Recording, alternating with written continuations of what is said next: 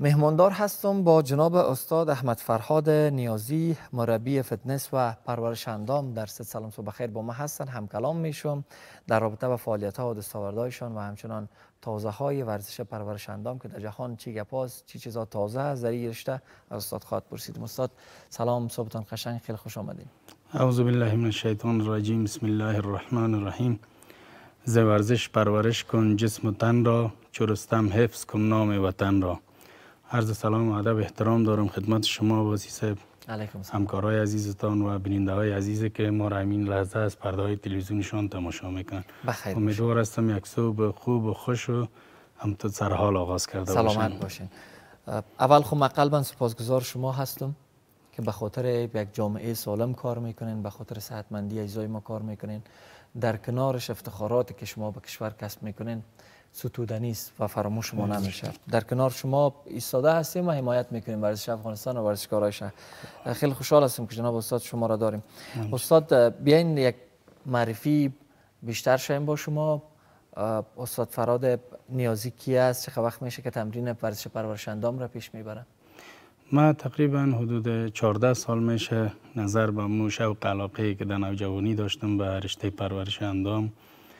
14 سال پیش رشته پرورش اندام را آغاز کردم و تحت نظر مربی های مختلف که از جمله استاد نورالهدی شیرزاد است که سرترینر تیم ملی پرورش اندام افغانستان، شخصیت بسیار عالی است. شخصیت عالی، الگوی بسیار خوب و همطور آهسته آهسته پیش رفته تا اینکه یگان آمادگی برای مسابقات گرفتیم که در مسابقات نوجوانان اشتراک کردم که مقام اول گرفتم. بعد از او در مسابقات جوانان رفتیم و همون تو منتخب و تیم ملی که الحمدلله خدا را شکر که امو آرزو و امیدی که داشتیم به او رسیدیم. ماشاءالله باشه. دیگه فعلا هم مصروف هستم، مصروف ترینریستم و شاگردان را تربیت داریم به خیر برای مسابقاتی که پیش روی داریم. قریب مسابقات تیم ملی است که به خیر انشالله برگزار میشه و شاگردان آماده هستند به خیر. انشالله. استاد ماشاءالله کپا و مدالا خیلی زیاد هست. از مسابقاتت یاد کردی. اولین بار که روی استیج خود بخش پرورش اندام رفتین در کدام کاتگوری وزنی بود؟ ما در کاتگوری 65 کیلوگرم اولین حضورم در سر استیج بود. بله. خیلی خوب، خیلی خوب. خاطرات ثبت شده دیگه، تاریخ ثبت شده. بله. خیلی خوشایند میشه وقتی به گذشته فرد نگاه میکنه، یک قسم انرژی میگیره. چند رقابت انجام دادین در مجموع؟ ما در مجموع 8 رقابت انجام دادیم که در وزنهای مختلف بوده. زون بوده، ملی بوده، تمام بوده. بله، چون در سالهای قبل اینطور بود که بخشای نوجوانان بود، جوانان بود، باز منتخب بود، باز بعد از مسابقات منتخب راهی تیم ملی میشد ورزشکارا. دیگه در کاتگوری‌های مختلف ما مسابقه دادیم، در وزنهای مختلف مسابقه دادیم و الحمدلله که مقامای اول گرفتیم. چقدر وقت میشه ترینر هستین باز؟ ما تقریبا 10 سال میشه که ترینر هستم. 10 سال میشه. بله. حدوداً گفتن 15 سال میشه که 14 سال میشه. بله. 4 سال ورزشکار بودین.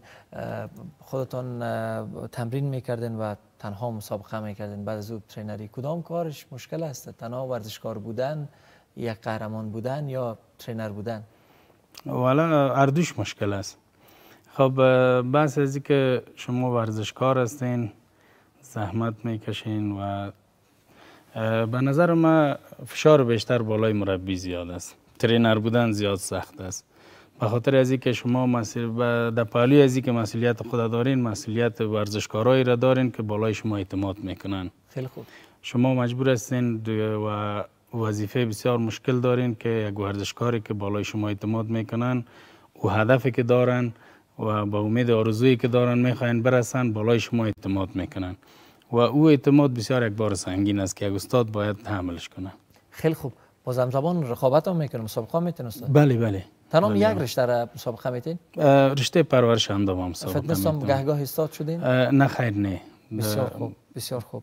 امی پرورش اندام مسیرش ادامه بده. فتنس یک کم باز وقتی که کسی حرفه‌ای تمرین بکنه پرورش اندام را از فتنس یک کمک جدا میشه. بله. چون همون مسیر انتخاب میکنه باید سر عضلات خود بیشتر کار بکنه. خب اما اگر ما تقسیمات کنیم مثلا امی انسان ها خودشان در 3 کاتگوری بدنی وجود داره. مثلا اکتومورف هست که یک بدنه که مثلا بعضی هست که حجم عضلات کم یا مثلا یک اندامه که باریک دارن. خیلی خوب. میزومورف همونست که میتونن مثلا ما میتونیم که از امو کاتگوری وسط هم برای بخش فتنس استفاده کنیم هم برای بخش پرورش اندام.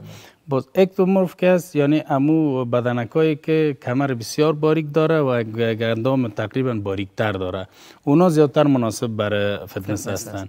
باز اندومورف که میشه یعنی که کسایی که نسبتا جسامت کلانتر دارن، عضلات برجسته تر دارن، یعنی مثلا عضلاتشان حجیم تر است، او مردم باز او کاتگوری باز برای پرورش اندام بسیار خوب است و میتونن دستاوردهای بسیار خوب داشته باشن. استاد باز در فتنس هر بخش تناسب اندامشان فرق میکنه. شما گفتین کمر باریک، اتلتیک فیزیک، اسپورت فیزیک، این بخشایشان فرق میکنه. بله فرق میکنه. در اونجا انتخاب اندام صورت میگیره که کدام رشته رو باید انتخاب بکنه. بله خیلی نظر به مو آناتومی بدنی که داره، اسکلت بدنی که داره، باز یک مربی میتونه خوبتر تشخیص بده که برای کدام کاتگوری ساخته شده و در کدام کاتگوری میتونه خوب پیشرفت کنه و دستاوردهای خوب داشته باشه. بسیار خوب. استاد بحث مسلکی بودن خود استاد چقدر مهم و ارزشمند است؟ مثلا شما بسیار گزینه‌های خوب را اشاره کردن. یک استاد پرورش اندام باید از عضلات، آناتومی بدن، مثل یک دکتر آناتومی که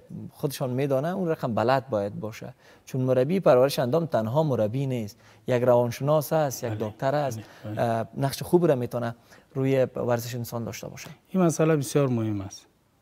این مسئله بسیار مهم است و باید در این مسئله بسیار تاکید شود. یک تیم، یعنی این یک پیشنهاد هم بوده میتونه که یک تیم تشکیل شود از طرف خود ریاست فدراسیون که حداقل از این مربیایی که مثلا در بعضی کلاب ها هستن مربیگری میکنه، از اینا یک تست، یک امتحان گرفته شود چقدر فهم و دانش از اینا در ارتباط به آناتومی بدن و در شناسایی عضلات توانایی دارن. اینا این مسئله بسیار زیاد مهم است. خیلی خوب. استاد چقدر معیاری شدیم از گذشته؟ چقدر از 14 سال پیش چقدر تغییر کردیم؟ چه دستاوردهای خوب داشتیم در این عرصه؟ الحمدلله هم شما شاهد هستیم که ما شکر خدا دستاوردهای بسیار خوب داشتیم. یعنی توقعی که مثلا ما پیش بینی هایی که ما داشتیم فراتر از اون ما رفتیم. ما قهرمانی‌هایی داشتیم، قهرمانایی داشتیم که ما مستر یونیورس داشتیم و مدال‌های طلایی که قهرمانای ما آوردن. این واقعا یک جای افتخار است که ورزشکارای ما با وجود از اینکه گرچه این گپ زیاد تکرار هم شده، امکانات ناچیزی که دارن به این دستاورد ما واقعا افتخار میکنیم سر ورزشکارای خود. درست. از امکانات یاد کردن استاد. کلپایی که در سطح شهر کابل هست، خصوصا در پایتخت هست، معیاری هستن نظر به کشورهای بیرون مرزی که میبینیم؟ وقتی مسابقه های بیرون مرزی میریم کفایت میکنه بعضی از کلپای ما؟ خب مشکلات خود داره، ما مشکلات خود داریم، اما الحمدلله در این اواخر کلپای بسیار معیاری جور شده و هیئت تشکیل شده که کلپایی که مثلا خصوصا نوساز است، نو میخواین بسازن، همون معیارایی که برشان تعیین شده باید اون معیارا را داشته باشن.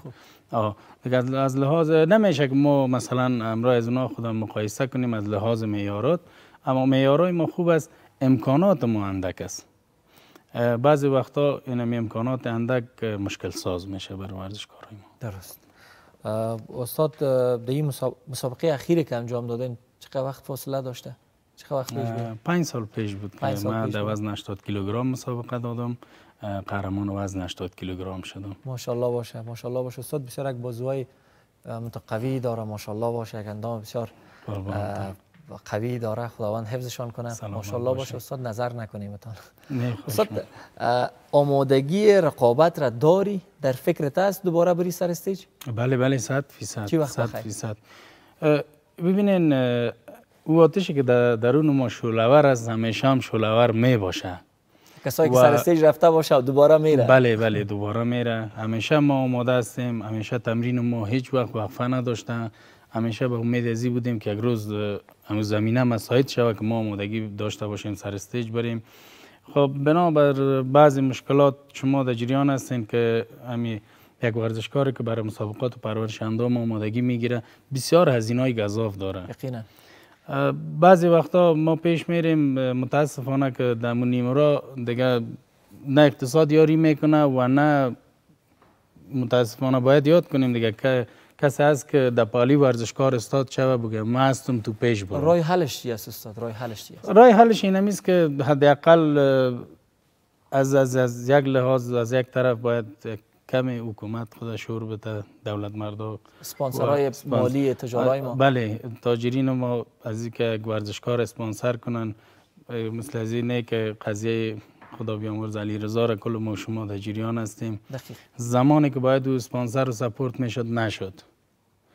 بعد از اینکه او فوت کرد، بعد از او دیگه باز آرمانای خدا در گور بردم روی خود. متاسفانه خداوند رحمت بکنه. با خواهش ما میست، توقع ما این میست ورزشکارایتان حمایت کنین. ورزشکارایتان در میدان ها میره، در مسابقات بیرون مرزی میره، به نمایندگی از شما میره. هر قدر یک ورزشکار آماده تر در یک مسابقه میره، او یک نماینده خوب بوده میتونه. ولی متاسفانه به ورزش هیچ وقت توجه صورت نگرفته. ما خودم شخصا من حیث یک ورزشکار که تقریبا 14 سال میشه که من ورزش میکنم، اما به او امید آرزویی که ما داشتیم بنابر همین دلیل همین مشکلاتی که وجود داشته به اون مقصد اصلی خود نرسیدیم. پیشنهاد شما امیدوار هستم که باید برسیم. پیشنهادتان به فدراسیون چی است؟ خاصتا به جناب هوتک صاحب که در رأس فدراسیون پرورش اندام قرار دارند. ما از جناب هوتک صاحب تشکر میکنیم همون زمینهایی را که تا حد امکان ضرورت بوده و برای ورزشکاران مساعد ساختن، زحمت خدا کشیدن. دیگه فقط مهم گپی است که باید تاجرها کمک توجه بکنن. تاجرها توجه بکنن، ورزشکارها را حمایت بکنن. ورزشکارای ما در مسابقات بیرون مرزی میرن، ما از دولت تشکر میکنیم برشان، زمینه ویزا را بسیار مشکلاتی که بوده مساعد ساختن، اما اکثریت سفرها را میبینین که ورزشکارای ما با وجود که اینقدر هزینه گزاف دارن در جریان آمادگی خود، باز هم میبینین تکت طیاره سر خودشان است. این تقریبا انشالله که تجارا و سرمایه‌گذارای ما مثل که کشورهای دیگه کمک میکنن در کنار ورزشکارای خود ایستاده هستن، شما ایستاده باشین. افتخار قهرمان، افتخار یک ورزشکار تنها به خودش نیست، به یک ملت بزرگ است، به وطن ماست، به ما شماست و در کنارشون ایستاده باشین. خیلی خوشحال خواهد شدیم. ما کوتاه وقت ما آهسته آهسته پایان میرسه. من میخواستم که از میله و تقدیر یک دیدن بکنم. استاد برای من یک معلومات بده استاد که ایره چی وقت شما به دست آوردین؟ فکر میکنم که از سال 1403 است. بله، این از تقدیرنامه است که در برگزاری مسابقات و چون داور مسابقات هم هستم، باز به خاطر امو که ما زحمت های مسابقات کشیدیم و این که در مسابقات ججینگ کردیم، باز همین تقدیرنامه را بر ما اهدا کردن. خیلی خوب استاد، خیلی خوب. یعنی با داوری هم شما میکنین بسیار کار مشکل است. بله ما جواز داوری گرید A دارم. بسیار خوب. یعنی ما از گرید C شروع کردیم. ما سمینارهای ورزشی سمینارهای داشتیم که آموزش مربیگری بود و آشنایی با آناتومی بدنسازی بود که دکتر صاحب عبدالرحمن حمید ما را تدریس کرد. خیلی خوب. همکاری استاد نورالهدی شیرزاد بود، استاد حمید شیرزایی بود. ما سمینارهای مختلف دیدیم در ارتباط شناسایی عضلات بدن، آناتومی بدن و باز گرید سی داوری را کارتش گرفتیم. در ادامه هم تو تمدید شده رفت و با سمینارهای مختلف فعلا جواز داوری ما گرید A است که ما میتونیم در مسابقات خارجی هم ججینگ کنیم. دیگه الحمدلله سطح داوری و سطح برگزاری مسابقات ما اگر بالاتر از مسابقات خارجی نباشه کمتر هم نیست. ما در اون سطحی که جهان روان است فعلا ما روان هستیم. الحمدلله داورای بسیار خوب داریم و قضاوت‌های بسیار عالی میشه. ماشاءالله باشه. خداوند شما را حفظ کنه استاد. ما هم در لابلای سخنهای از تقدیرنامه دیدن کردم خودمون و با بیننده هم نشان دادم. فکر کنم جواز داوری استاد هستن. ما یک تصویر داشته می باشیم از جواز داوری استاد که تاپی رسمی شده و همچنان اینا جواز داوری استاد هستن. ما تصویر داشته باشم خوبتر میشه. جواز داوری استاد هستن که اینا به دست آوردن. خوبتر از تصویرش داشتیم استاد. جواز داوری را بر کدام شرایط یک مربی به دست میاره؟ خب شرایط های بسیار خاص خود داره. یک مربی باید در اول آموزش هایی که ضرورت است باید ببینه، نظر به مو استعدادهایی که داره، استعداد داوری که باید داشته باشه، تمام از اونا سنجش شده. بعد از اینکه سمینارهای آموزشی که ما داریم اونا را طی کرد، بعد از اینکه پاس شد بعد از او مستحق جواز داوری بسیار خوب. استاد تندیس برای ما نگفتین که چی وقت گرفتین؟ این تندیس در مسابقاتی که ما در دقیقا سالش یادم نیست، در اون مسابقات برگزاری مسابقات که بسیار خوب ما توانستیم که مسابقات عالی داشته باشیم. باز این تندیس برای ما لطف کردن، جناب هوتک صاحب برای ما دادن اهدا کردن. خیلی خوب استاد، انشالله موفق باشیم. پلان برنامه آینده تان چی است؟ پلان های ما همیشه همین بوده که ما بتانیم که برای وطن خود که یگانه آرزوی همیشگی ما بوده که بتانم یک نماینده بسیار خوب برای وطن خود شم، بتانم در یک مسابقه اشتراک کنم که هموطنای بالای ما افتخار کنه و ما بتانیم در یک مسابقه اشتراک کنیم که با دست بسیار پر برگردیم. اما معیارهایی که پیش خود ما تعیین کردیم تا فعلا به اون متاسفانه نرسیدیم، به دلیل همون مشکلاتی که همیشه ورزشکارا روبرو بوده. دیگه امیدوار هستیم که یک روز این مشکل حل شود انشالله. و همون آرزویی که ما در دل داریم همون تو در دل ما نمونه. خداوند چالش‌ها مشکلات همه ما را حل بسازه و خداوند ما را توانایی بده. بعض مشکلات امتحان خداوند میباشه که ما از او موفقانه بیرون برایم. سپاسمند حضورتان هستم. ان شاء الله موفق باشین در تمام امورات زندگی. خیلی کوتاه پیامتان را داشته میباشیم استاد. پیام ما به هموطنان عزیز ما، بر جوانان خصوصا است که کوشش کنن ورزش کنن، ورزشکار باشن و بر تاجرای عزیز ما است که لطفاً ورزشکارایتون حمایت کنید. بسیار خوب، خیلی سپاسگزار هستم استاد. وقت ما خیلی کم است. وقت برنامه. تشکر از حضورتان. موفق باشید، روز خوش داشته باشید. سلامت بخیر باشید.